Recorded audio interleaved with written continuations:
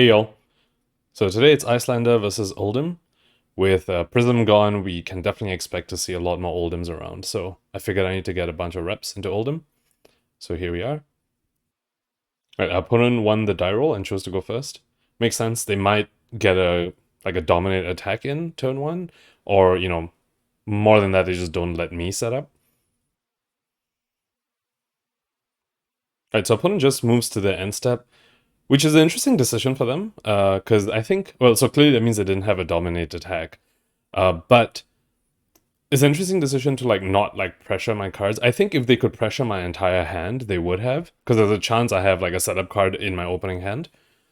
Although at the same time, it's like if I don't have a setup card in my opening hand and they pressure the entire thing, like I'm happy to get rid of all of it to try and find a Frost and Citrus Chill. It's a very interesting decision for them. Anyway, so they just passed and we just set up on Citrus Chill and we also pitched another blue to Waning Moon. Alright, and our opponent places Glacial Footsteps. And I believe it's not fused. Yeah, but we do have a D-React in Arsenal. So against Oldhim, I definitely don't mind putting D-Reacts in Arsenal. Against Oldhim and Bravo. Just because, their game plan is to hit us with dominant attacks or just be as aggressive as possible. We drew into a very unfortunate hand here with 4 reds. Although 2 of them being the 0-cost D-Reacts makes this a little, somewhat playable at least. So I can full block this, and also I can fade into sync. So I can fade to make sure there's a blue on top, and then sync into that blue. But of course I fade into another sync below. So the TTS shuffler is just being the TTS shuffler, I guess. Which is really unfortunate because I'm going to sync away this red Ice Vein, which means now I have 2 reds at the bottom of my deck, and that's going to hurt us later. But I have to sync away this Ice Vein because I really need to get a blue, so I can at least Coronet Peak on my turn. But of course we sync into a Frost Hex, which is not something I'm going to pitch to Coronet Peak. So our turn is just going to be pass, which feels really bad. So there was an argument, maybe I could have played the Fate Foreseen in my arsenal instead of the one in my hand. And then that way I could put Frost Hex in my arsenal. But it turns out, it ends up being the same thing where on my turn I don't get to do anything. Because, the alternative is there's a Frost Hex in my arsenal and one of the Fate Foreseens is in my hand. In this case, the Fate Foreseens and Arsenal Frost Hex in my hand. And it's debatable which one's better or worse. But yeah, there was a bit of an unfortunate hand for us there. And of course the Fates and the Syncs as well. The Opt and the Sync effect not helping us there. Opponent comes out with CNC, which when we have a D-React in Arsenal is of course just the worst thing ever. And it's clearly telegraphed they're gonna pummel us. Because, if they're just sending a CNC and leaving that much floating, then it's going to be a pummel. Otherwise, they would have just sent a big blue attack instead, as it's still better than a CNC. So yep, there we go. They use Tunic and then they pummel. It is a blue pummel though, so at least that part is nice. And then we lose the arsenal. So I guess in this case, it would have been better if the Fate Foreseen was in my hand and the Frost Hex was in my arsenal. Because I can still play the Frost Hex in response to the CNC trigger. But of course, I can't play the Fate Foreseen. So our turn's just Tunic up and pass, arsenaling the Frost Hex. Our opponent notes that we discarded Insidious Chill to the pummel, and so they basically know there's a Frost Hex in our arsenal.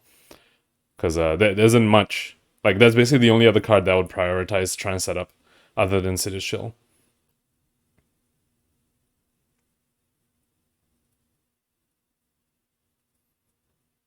Okay, opponent plays Rouse and reveals the entire hand to it. So I think I might have made a mistake here. I don't think I was supposed to play the Frost Hex here.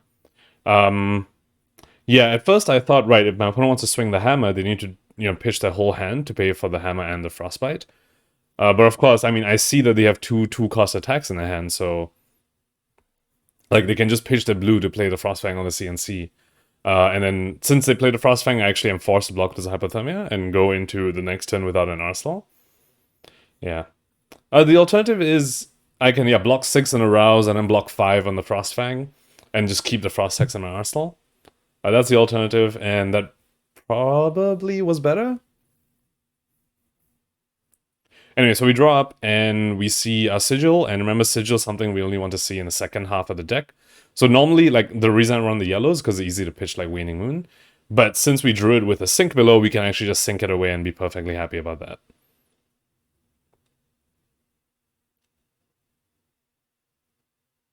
Cool.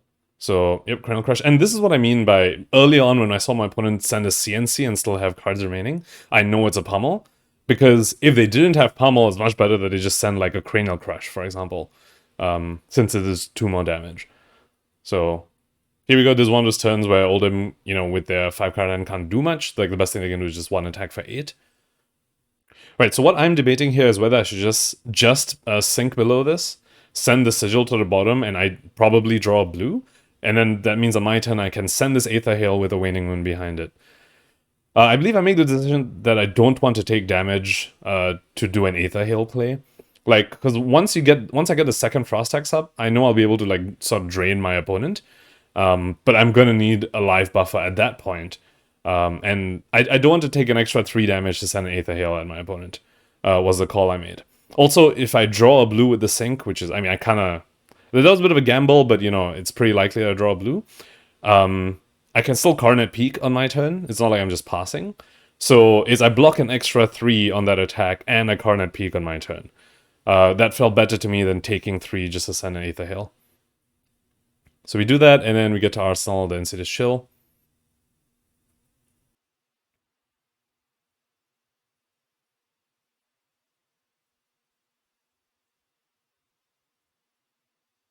So opponent sends a Zealous at us, and I'm trying to think of a way that I can send his Freezing Point to the bottom of my deck, because that's also a card I want to see later.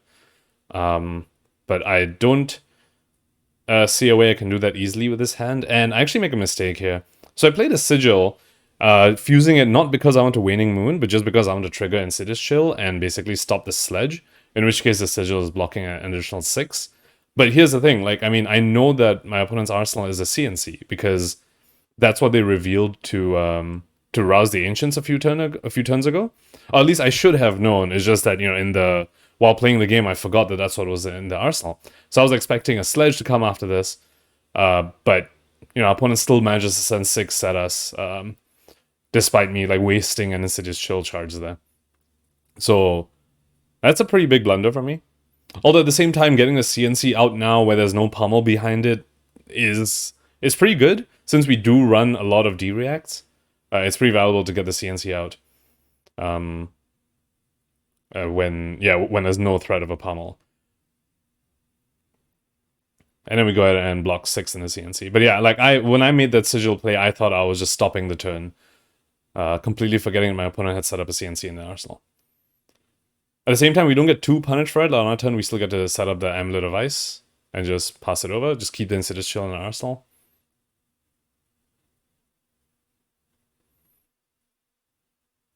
Alright, opponent starts with a Channel Lake Frigid.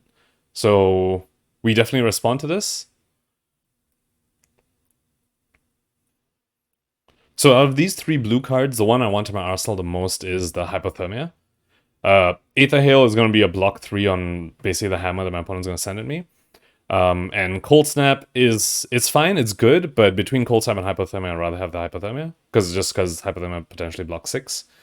So I go ahead and play the Insidious Chill, and just to see whether my opponent responds with Tunic, and they do, which tells me that their play is going to be... which tells me that, yeah, their play is going to be Hammer, because if, say, they were going to do like a 2-cost attack, they don't actually need to use the Tunic there. At least, like, using a Tunic doesn't save them a card, because they would need to pitch 1 card and send a 2-cost attack anyway. So I know that because they played the Tunic, what they're trying to do is a 4-cost thing, which the only thing that makes sense is the hammer. So I take a bit of a gamble here, and I just, like before, this is the Channel Lake Frigid is still in the stack, and since I'm expecting a hammer based on my opponent using Tunic, I take a bit of a gamble and just Oasis Respite targeting the hammer. Yep, so I start with just a Waning Moon. Again, I just want to see whether my opponent's going to give me any resources. They don't, so I'm like, okay, so I feel like it's gonna be the hammer, so I go ahead and just Oasis Respite the hammer before the Channel Lake Frigid resolves. Finally, the channel resolves, and the Tunic resolves.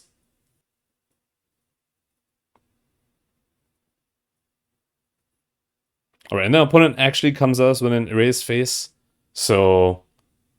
yeah, so our Oasis Respite was basically wasted. All it did was gain us a life. And of course, we can't, you know, block this Erased Face at this point, so we just take 6. Although, like, you could think of that play as denying my opponent an arsenal, So it's interesting. I'm not entirely. I mean, I think it ended up being the wrong play, trying to preemptively Oasis Respite the hammer. Like I was going for like a bit of a high roll, I guess. Probably should have just saved it, but it did deny my opponent an arsenal, so you can think of that as like extra damage that I've effectively blocked. Yeah, but I think probably what I should have done was just not Waning Moon. Like I could have just let my opponent swing the hammer, and then after I pitch my blue to Oasis Respite the hammer after that. And I guess I sacrificed the 3 damage from Waning Moon. But yeah. Although, yeah, in that case, I sacrificed 3 damage from Waning Moon and my opponent gets an arsenal. So I'm not entirely sure actually what ends up being the better play.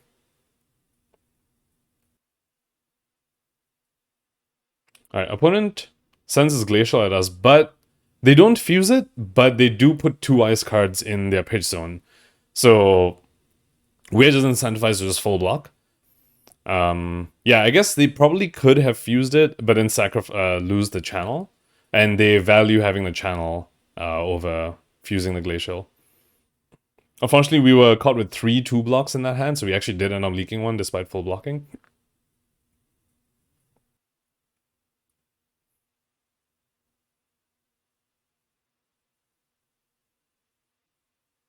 Alright, so opponent starts with a Zealous, and we're very happy to have a Hypothermia in our arsenal for situations like this. Although having channel in the field is really annoying because we need to pitch for this Hypothermia, and we also can't even like Waning Moon. So, yeah. Although, you know, pitching 1 to Hypothermia and effectively block 6 is definitely a trade I would take. So, yeah. So we block 6, our opponent passes on reacts, and we go to the resolution step, go ahead and play this Hypothermia. There we go, block 6 from Arsenal. Since we know Guardians should be playing like this into us with Zealouses and Easter Eggs and Rouses, I do value having the Hypothermia in Arsenal.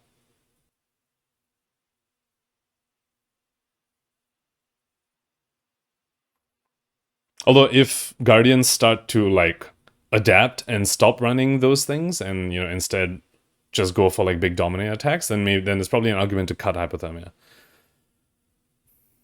Since it is a 2-block. So yeah, Iyslander is definitely a very like reactive hero in terms of like you really need to see what people are doing in the meta before like when you make your deck building choices and even like your gameplay choices, like whether you want to Arsenal the Hypothermia into Guardian.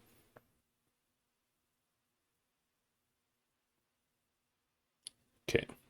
Yep, so opponent does a Macho Grande. And yeah, you know, yeah, if they do stuff like this, if this is the sort of playstyle Guardian switch to, is just big dominate attacks, then obviously having Hypothermia in your arsenal isn't going to be very useful. So opponent does have 2 floating, representing a pummel, so I'm going to give them a Frostbite on the layer step before I do the blocks, just so I can't get pummeled. Although, to be honest, if they pummel this, it's not like it's... I mean, like, you know, if they arsenal the pummel versus they pummel this, it's, I mean, effectively the same damage, you know, in the end. Because at some point I will have to face that pummel. So it probably, maybe would have been fine if I just let them pummel this, actually, since I'm not doing much with this hand anyway. Anyway, so we take the damage, and then now we're deciding whether we Waning Moon. So I'm deciding whether I want to Waning Moon or whether I want to play this Channel Lake Frigid. And I believe I end up deciding that I might as well just Waning Moon and then also Coronet Peak on my turn. Playing Channel Lake Frigid into Guardian, like, I mean, there is... Because of how aggressive they're trying to be, like, they're playing my Macho Grandes and Glacials, and of course they want to pummel, I could see Channel Lake Frigid kind of making some of the turns awkward. Like, you know, they definitely won't be able to do stuff like Rouse and Zealous and Swing Hammer kind of thing. So there's an argument to that, but it does feel like it's pretty low value. Like, I mean, because if they do... Like, they could still just do, like, a Macho Grande. They could do a Glacial without fusing. Stuff like that, so I believe it's probably best if I just chip in, like, even if it's just 2 damage of this Waning Moon right now, plus a Coronet Peak.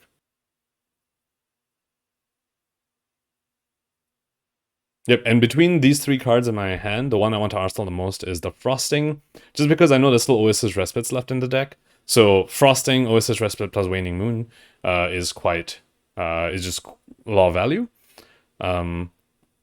Whereas Aether Hail sort of will demand me to use my Tunic counter if I want to, like, Oasis Respite and Waning Moon on top of that. Right, opponent pitches Oak and Old. And we've definitely got like all our like discard effects set up, but so our frost hexes are hiding from us. I feel like this happens to me a lot. It's like my frost hex is just like stuck at the bottom, which is unfortunate because I haven't been able to chip in much because of that. All right, opponent comes out as a raised face, and again, this feels like a pretty telegraphed pummel. Right, they have Tunic up, they have like 2 cards remaining. So ideally, like at a point like this, I'd actually like to send a freezing point at my opponent, like on my turn. But of course, there's no way I do that while blocking his raise face. If I don't block the raise face, I can't fuse. So I'm forced to block with his freezing point again. And I believe this is my 3rd freezing point. So that's actually not something I want to see. Anyway, so I just start with the frosting. Again, I'm just trying to gauge, just trying to like anticipate what my opponent's going to do. I'm trying to see whether they're paying for this arcane, whether they're going to activate Tunic in response. And that potentially gives me information of like what they're going to do. So my opponent blocks the 1 arcane, which of course it could mean that they have no follow-up, or it could mean that they just have a full blue to, pummel this erase face.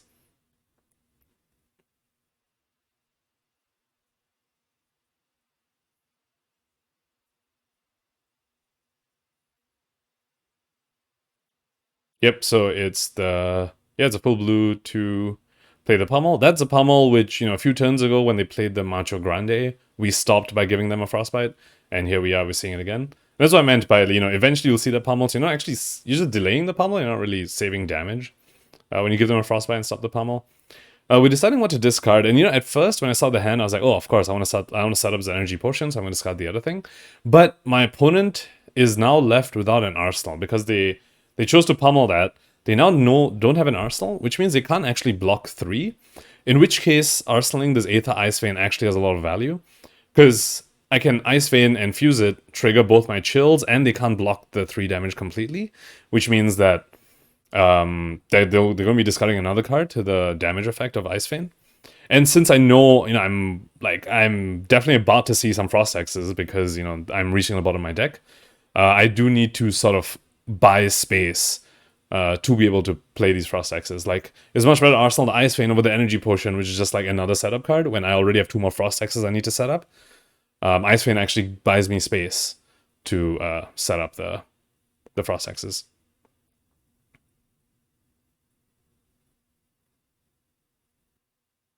Alright, so opponent pitches 2 to hammer, as I pitches 2 blue to hammer. Again, just when you see Oldhim do something like this, it feels very pummel telegraphed. Because, again, if they don't have the pummel, it's probably better for them to just send a big blue attack, rather than a hammer and, have stuff floating. So because of that, I believe I do choose to send this Ice Vein to my opponent. At worst case, even if my opponent doesn't have the pummel, at least I keep them off an arsenal again. Which, when I'm trying to set up Frost Hexes, is actually kind of valuable. So again, of the blue cards that I want to arsenal, obviously the Frost Hex is what I want to arsenal. And Ice Bolt is something I just want to keep in my hand as a block 3. So go ahead, fuse the Ice Vein, trigger both chills, and see what our opponent does. So another way I can sort of get information about what my opponent's hand is like whether they block the arcane on Ice Vein or not. So alright, so for the first chill they paid 2. For the second chill they paid 2 again. And then now this Ice Vein's coming in. And if they choose not to block it at all, and then use their Tunic and their 1 float to pay for the 2 on Ice Vein, then I know that card in their hand is something they really want to keep, which tells me it's probably a pummel, or something that lets them go wide the next turn, in which case I will want to pop my Amulet of Ice to get that out of their hand. Whereas if they block the Arcane, then of course they don't have any cards remaining, then obviously I definitely don't Amulet of Ice there. Anyway, so they resolve both chills, Ice Veins on the stack now, they respond with Tunic, and then let's see whether they're using the 2 to block, or whether they're just going to take 3 and then use the 2 to pay. Yeah, so they just take 3, use the 2 to pay for the Ice Vein, so then it's a snap, I pop the Amulet of Ice, because I know that's a card they care about, and there we go, it is a pummel, so that's really good for us.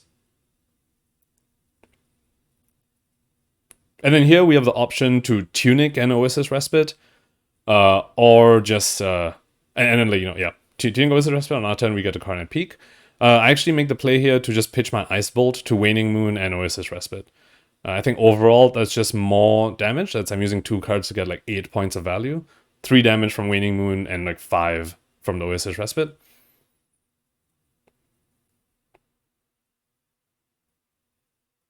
Yep. So Blue Ice Vein definitely helped us there. Of course, it was... I mean, a big part was our opponent ended without an Arsenal.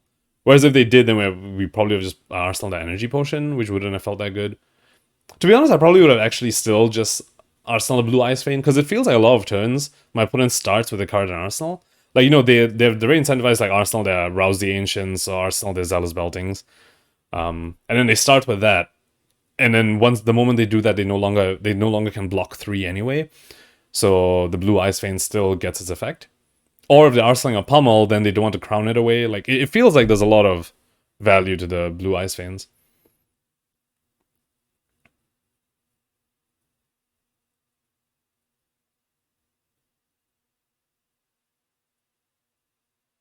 Okay, so once again, opponent is just swinging the Sledge, and I'm scared of a Pummel. Although they pitched a Pummel the previous turn. I think we've already been pummeled twice. They did pitch a yellow Pummel the previous turn. And we've been red pummeled twice already. So it does feel like it's a lower chance that we're going to get pummeled here. But in any case, pummeling the Sledge is... like, it's not as bad because we don't need to discard since it's a Sledge.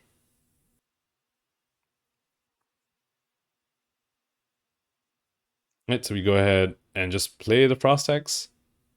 Again on the layer step. At least this way, if our opponent wants to pummel, they need to use the entire hand. Like, they only pitch an additional card.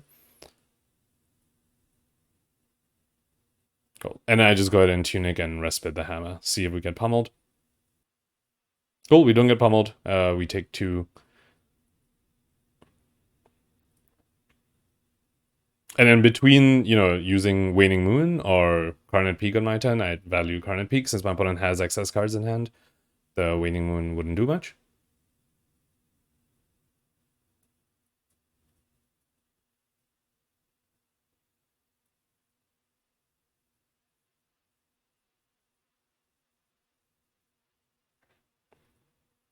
I think I made a mistake with the way I pitched. Like, I pitched Brain Freeze on my opponent's turn and pitched Incarceration on my turn.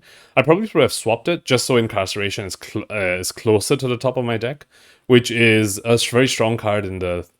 like, once you have 3 Frost Hexes in your opponent, since it's basically, you know, deal 6. So, I think minor mistake there where I pitched in the wrong order. Also, generally, pitching the 2-block first makes more sense anyway. You just want the 3-block in hand just in case things go wrong. Alright, so opponent starts with a Polar Blast from Arsenal, which is actually kind of scary. Because they get to draw, and if I don't pay for it, they get they get Dominate. And, you know, when we're at 11, it's like the Dominated hits is like what's going to kill us. So I'm kind of forced to like use the Isotel in my Arsenal. I put it there as like, okay, I'm almost certainly seeing the Frost Hex in my next hand. And, you know, I can block with 2 cards, play the Frost Hex, and already have the Isotunnel set up. But my opponent's starting on a Polar Blast, which is actually something I'm definitely scared about. I believe I should just go ahead and do the Isotunnel right here. Yep, so we go ahead and pitch 8 into the Isotunnel and trigger both chills, which triggering both chills plus giving our opponent 4 Frostbites basically kind of ensures that they can't do anything. Which we effectively time walked them and dealt them a bunch of damage from Frostbites and Frost Hexes. Which is, you know, I mean, that's kind of what the end game is when you play this deck.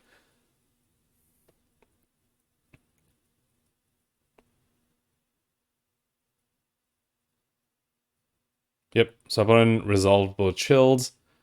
And then they blocked 1 on the Isotunnel and took 3. And with 4 Frostbites, they can't swing the hammer. I mean, they can't do anything. Like, even if they have a 2-cost attack in hand, you know, they can't play it because it costs 6. So yeah, and then they block 2 on the 8 damage at the end and take 6. Our turn, we get to Arsenal the 3rd and final Frost Hex, like about time.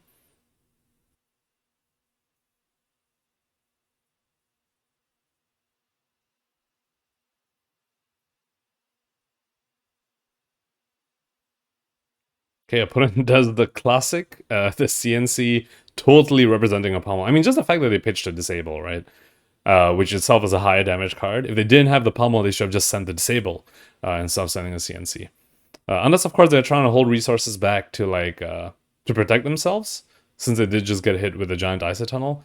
At the same time, they know I have a Frost Hex in my arsenal, so... Yeah, so they know there's not going to be a big Ice Tunnel coming. They know there's going to be another setup turn from me. So they should be prioritizing more damage. So the fact that they send the CNC instead of disable tells me that, this is definitely a pummel here. Yep, so I block with my 2 blues, actually, because I know I'm getting pummeled, in which case I need to empty my arsenal, like others, the CNC gets it. And I'm going to be discarding a card. So it, in terms of, like, what I want to keep in my deck, like, that's basically the decision here, right? Because I'm ending this turn without an arsenal, without any cards in hand, for sure, because of CNC pummel. So the decision here is about what I want to keep in my deck, and I'd rather have the Hail and the Sigil in my deck rather than the Channel and Ice Bolt. The thing is, my threat density remaining in my deck is actually very low. I have one more red Ice Vein, which we used a Sync Willow on a long time ago, but that's about it. Like, all the freezing points have been blocked with. I think I might have another red Aether Hail somewhere. And I blocked with the 1 red Ice Bolt that I bring into this matchup now. The list has been updated slightly. So I have Ice Bolts in my list now. But in this matchup, I only bring 1 of them in. But that red one has already been blocked with. So in terms of threat density that I want to keep my red spells. Especially since if I'm pitching it with the Sigil, it gives me a really good, like, Striders play. Where I can Sigil, Striders out the red Aether Hail. So my opponent pummels, and in response, I go ahead and play out this Frost Hex, pitching the red and the yellow. Or rather, in response to the hit triggers of the CNC and the pummel. So, I've already taken the damage. Alright, and we finally get a third Frost Hex. Opponent takes blocks 2 from the 3 damage they're going to take at the end of turn, and just takes 1. Autumn retuning up and pass. And we kind of just need to survive this, like, 1 more turn cycle, and we should be feeling really good. And yeah, we are at pit stack. So, we see that Sync and the Ice Vein that with that unfortunate hand we had a long time ago, where it was like 4 reds, and then we Fate Foreseen the Sync to the bottom, and then we sank a red Ice Vein to the bottom. So that, like, we knew we were going to see one of our garbage hands soon, but after this, it should be good stuff. I have to be honest here, I didn't completely remember what my next card is, which, I really should have. Like, there's no reason I shouldn't remember, like, what my next card is, so I know what I should be sinking into, basically.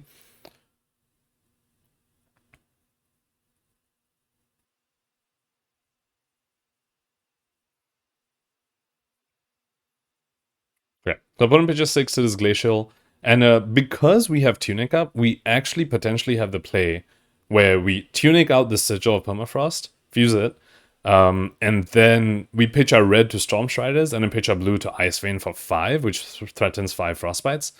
The thing is, just, like, doing the math here, assuming my opponent's last card is a blue, they will pitch that to the Insidious Chill, they have 1 float, and they have Tunic, which means they can block 3 on the Ice Vein, in which case they go to 16, and then take 3 Frostbites, that's a further 9, and then they go to 7. So that isn't enough damage to warrant that play. Like, since I'm not threatening lethal, it's not good, like, that's not good enough play. So I'm kind of forced to, like, block with my Ice Vein again. Block with the red Ice Vein and the Channel, and sink this, and then basically just sink into my next card, which I know is a blue. Like, I remember it was a blue. I don't remember exactly what it was, though. Which I really should have, though. Yep, so we block 6 and we go to reactions, and yeah, of course, I mean, opponent could have another pummel, although I think we have seen, I believe we've seen 3 red pummels, and a yellow that was pitched, and we also got hit by a blue pummel, so it's unlikely, but yeah. So we block 6, opponent doesn't react, we sink it, and we do sink that Sigil away again.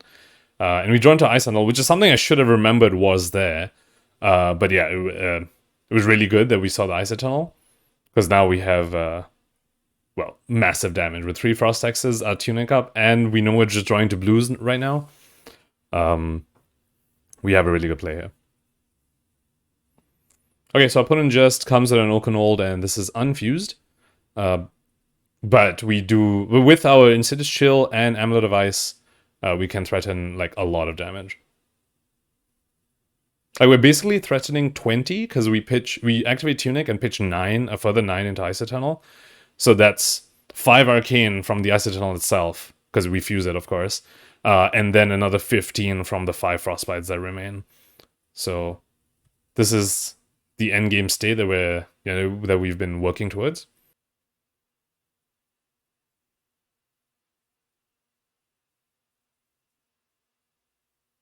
Cool. And again, out of all those cards, the ice card that I want to Arsenal is actually the Aether Hail over the Cold Snap, just because at this point I just want damage. And Aether Hail is kind of the most efficient damage spell you can have from Arsenal. You do that plus Waning Moon. So one consideration we have here is like whether we want to pop the amulet or not, and it's something I'm gonna wait to see, because like the worry I have is that my opponent might be able to like crown right now, and then have enough resources to activate the Tunic after the Frostbites have resolved, in which case they get rid of all those Frostbites, because, you know, they're activating the Tunic. So if I see... I need to see what my opponent does to this Insidious Chill before I decide whether I'm popping the Amulet or not. Because if all my opponent does is like pitch 2 to it, and then they have like 1 floating and 1 card in hand, I don't need to pop this Amulet, because with 5 Frostbites, they won't be able to activate the Tunic, they won't be able to activate the Crown of Seeds. But say my opponent, like, crowns now, has some floating, and has, like, 2 cards in hand, then I need to Amulet. Then I'll need to pop the Amulet to stop them from pitching to Tunic to break the Frostbites. What my opponent does actually is they Tunic 2 crowns, so now they have no instants remaining on the board. So I'm actually... So that means I don't need to pop my Amulet unless I want to push my damage. So... Cool, so the Insidious Chill has resolved. And now they're going to get 5 Frostbites and 5 Arcane. I can see what they do about that.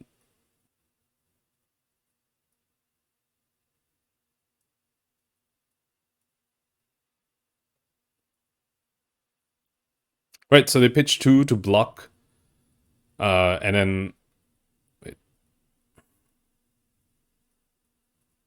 Oh, wait, no, the Insidious Chill hadn't resolved. They pitched the Brothers in Arms to resolve, to pay for the Insidious Chill. And then they pitch another blue to block 2 on the Ice Eternal, and along with the Crown that blocks a total of 3. And then, yeah, so we know that we don't need to pop Amulet of Ice here, but I actually believe I do. Yeah, I do it just as, like, it's 2 more damage. I just get 2 resources out of them, or their last card, which means they take 13 now from the Frostbites. You know, they block 2 from the 15. And they go to 4, which is when I'm Arsling and Aether Hail, it's kind of exactly where I want them to be. Also, like, I can't, like, guarantee that I'll be able to fuse a card after this, which means the Amulet of Ice, like, gets its most mileage, like, right now.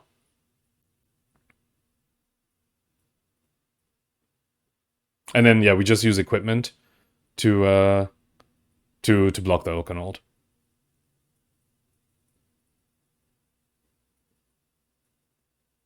Right. Our turn, we get to Arsenal Blue Aether Hail, which is awesome.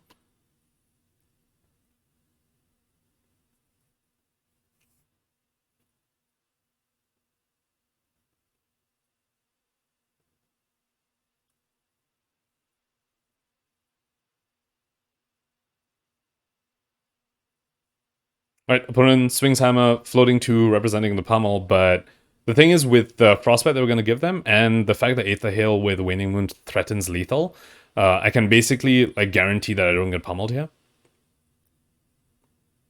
Especially since we also have Storm Striders up. That is also a key piece here.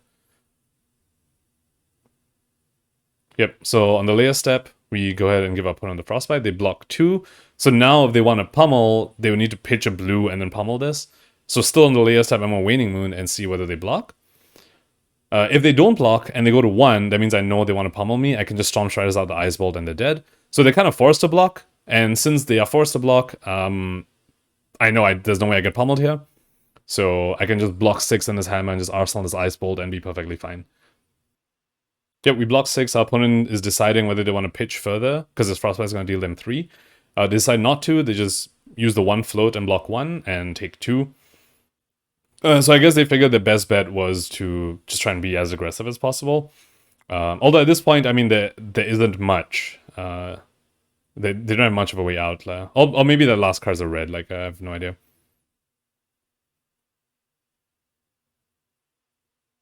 Cool, and they start with a Zealous, and they're pitching a yellow. We just go ahead and Ice Bolt. They're kind of forced to Crown to try and block this, but I can respond to the Crown with a Waning Moon, and then they have, like, nothing to block 3. Like there's no way they block 3 from the Waning Moon. So yeah, that was the game. Yeah, definitely a very interesting game. We saw a lot of our, like, discard effects, like our Chills and Amulets, before we saw our second and third Frost Hex. Although those did help us survive to get the second and third Frost Hexes out, especially the blue Ice Vein play. Yeah, to be honest, after playing this matchup a few more times, with how aggressive the Oldhims have become, I'm not entirely sure how favored this matchup is anymore. It used to be, you know, when people weren't completely teched for Iyslander, like, it felt quite comfortable. But now with Oldhims, you know, packing these big dominates, like red Macho Grandes and red Glacials, it does feel like it's a lot closer than before. Like, I'm not even sure whether Iyslander is favored anymore. It feels like a 50-50, and if Iyslander is favored, it's at most like a 55. You know, if the Oldhim's packing all these dominant attacks and the pummels. So yeah, that was the game. Thank you for watching, and hope you enjoyed it.